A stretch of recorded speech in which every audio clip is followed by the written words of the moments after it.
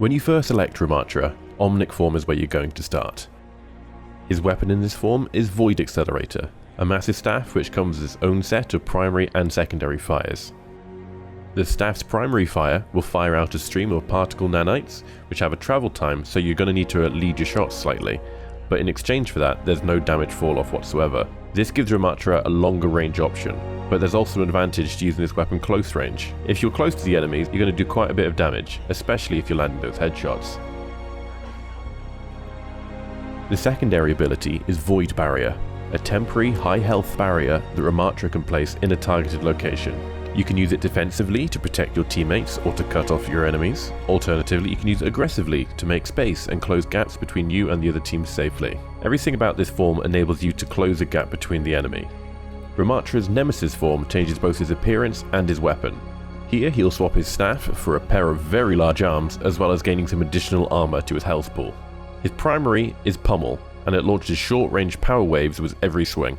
It's also a piercing attack, so if there are enemies stacked up within range, they'll all get hit and the damage will go through all of them. This does mean that it'll go through both Reinhardt's shield, D.Va's defense matrix, and Winston's bubble.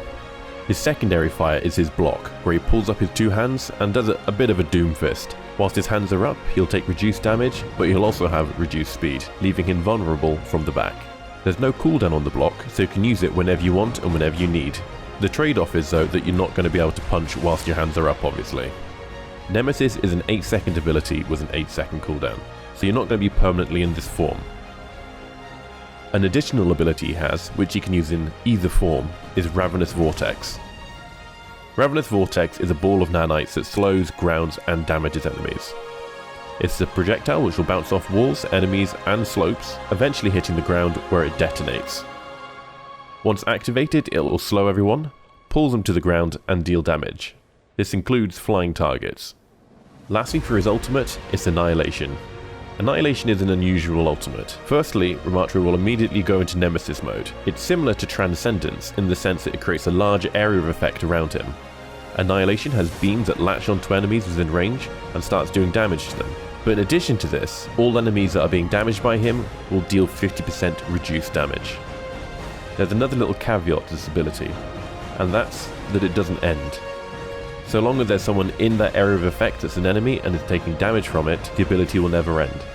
So you only have two options when you're against him. You either move away and pull back and let the ultimate fall off, or you're going to have to go in for the kill. Thank you for watching. If you enjoyed this video, maybe leave a like, a comment, or even subscribe. I'd really appreciate it. See you next time.